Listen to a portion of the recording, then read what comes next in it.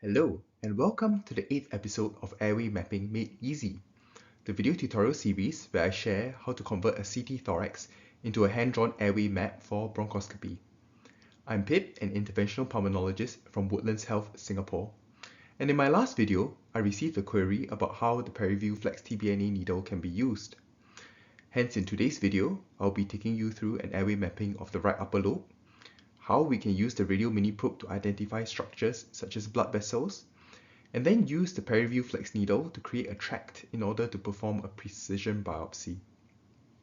Please feel free to revisit the other videos on my YouTube channel to review the concepts of airway mapping, and do like, share and subscribe to my channel for more upcoming video tutorials. Today's case is a 46-year-old gentleman who presented with weight loss of 8 kilograms over 6 months and anorexia. 2 sets of sputum for AFP smear, TB-PCR and AFP culture were sent but negative. A CT thorax was performed, which I will show here, and it shows a bronchoceal in the right upper lobe, as seen here, as well as a 1.4 cm nodule. Please take some time to review the CT images to identify the location of the nodule.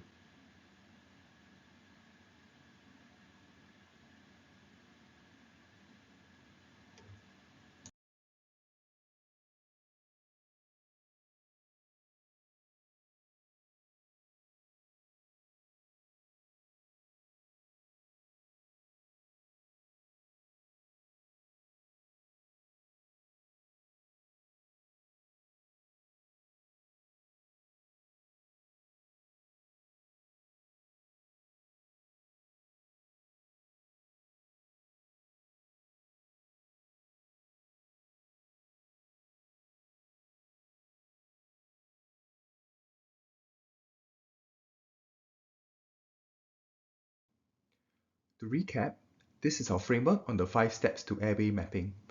We will go through this together step by step. The first step is to locate the lung segment in which the lesion is located. Take a moment to rewind the video if you need to review the CT scan and lock in your answer. Yes, it is in the right upper lobe, specifically in the RB3 segment. We can then go on to the second step, which is to find the appropriate CT reconstruction.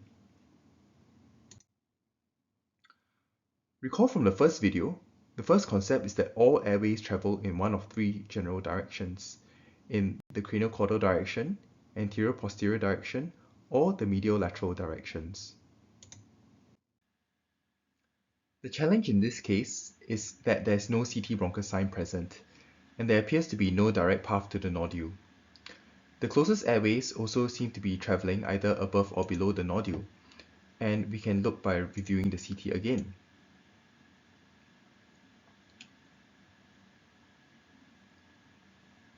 However, remembering our principle that all airways travel in one of 3 general directions, we can conclude that the airway from RB3 is moving mostly in the medial to lateral direction, and slightly in the posterior to anterior direction. Hence, we can use the sagittal view or the coronal views to help us to visualize the airways. In this case, I prefer to use the sagittal view as it gives the most accurate appearance of the divisions of the right upper lobe.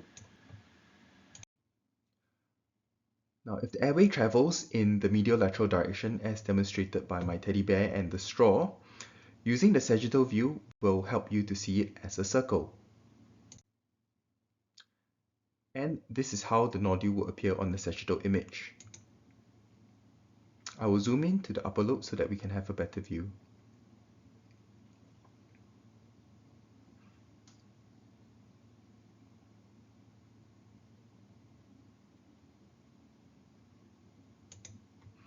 And you can see the nodule appearing here.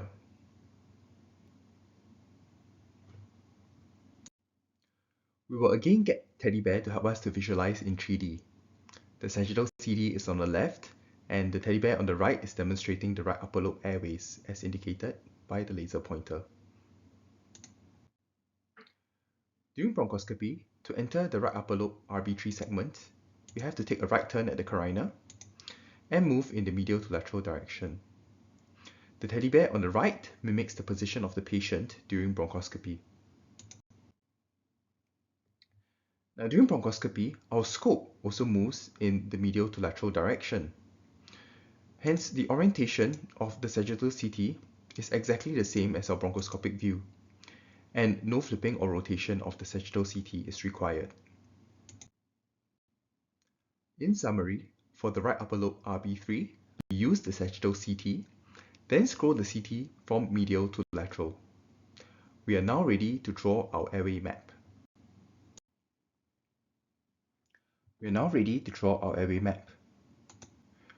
We start at the takeoff of the right upper lobe, and I'll zoom in so that there's a better view. We then scroll in the medial to lateral direction towards the nodule and trace the airway backwards from the nodule to the right upper lobe. And note that the closest airway does not meet into the nodule but just below it. So from here, when we trace backwards, we can follow the airway back into the RB3 segment of the right upper lobe. So we can start now by drawing the divisions of the right upper lobe.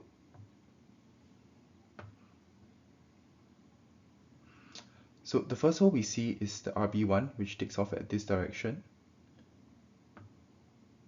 and the RB2 and 3 come off from the bottom hole. And we see the RB2 and 3 split at the bottom like this.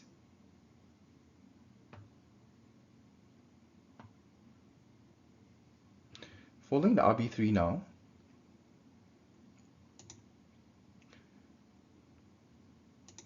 we see that it splits left and right at this angle, and we draw it accordingly.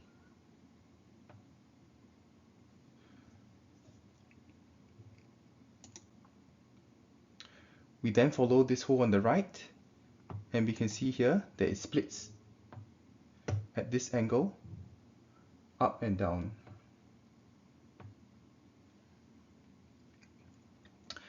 Now, if we pay attention to the scan, we can see with my laser pointer over here, there's a blood vessel to the right of this hole here. We know that this is the location, and that the nodule will lie superior to this hole, which is somewhere over here. We also know that as we continue to play the CT, the top hole will bifurcate eventually into two, and it will split again left and right, like so.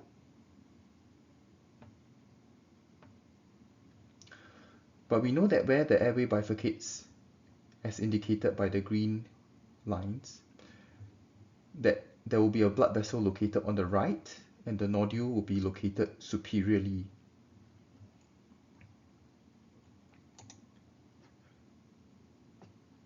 And if we were to zoom into a view of the nodule again, we can see, as I mentioned, there's a blood vessel to the right of the airway at the green bifurcation, and the nodule lies superior to this airway. We are now ready to follow our airway map. We can see that the right upper lobe divides into the RB1 and the RB2 and 3 below, and we follow the RB3. When we go in, we can see that the RB3 splits left and right, just as we have drawn in the blue, and we follow the right hole. And when we go into the right hole, we see that it splits up and down. And we know that if we were to enter the top hole, beyond the top hole, just before the next bifurcation, we should be able to find the nodule there. So what we do is we go up to the next bifurcation, which we know splits left and right, as indicated by the yellow, and we start placing our radial mini probe and interrogating the airway segments backwards to the previous bifurcation. So for this segment, I would like you to start by paying attention to the bronchoscopic image in the bottom left-hand corner.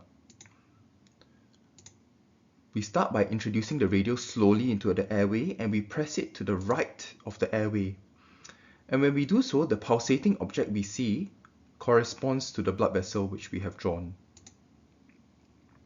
We then slowly rotate it anti-clockwise such that it presses against the superior aspect of the hole and then we can see that the solid nodule starts to appear. We of course move our radial probe and retract it so that we can know the exact extent of the nodule.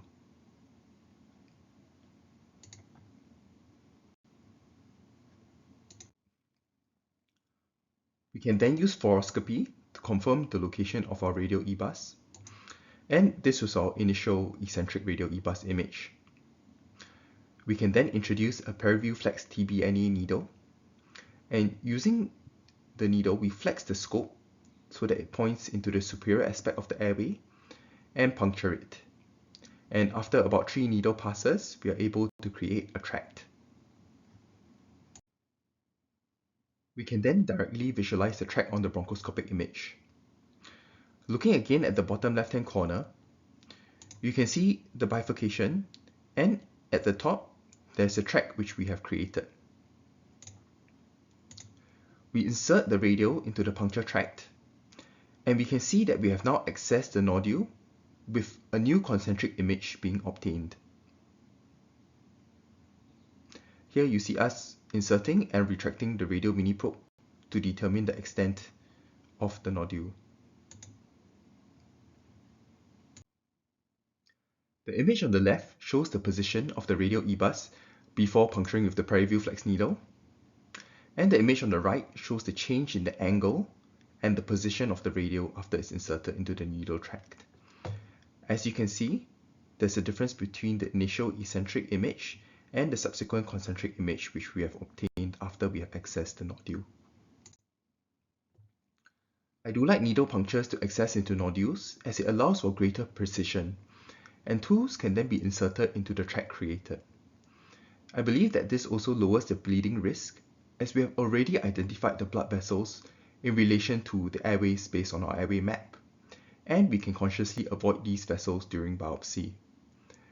The image on the right shows the mini faucets which we have introduced to take biopsy samples.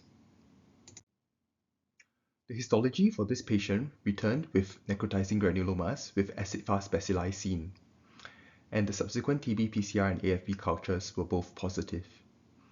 Of note, the bronchoalveolar lavage evaluation sent from bronchoscopy was negative.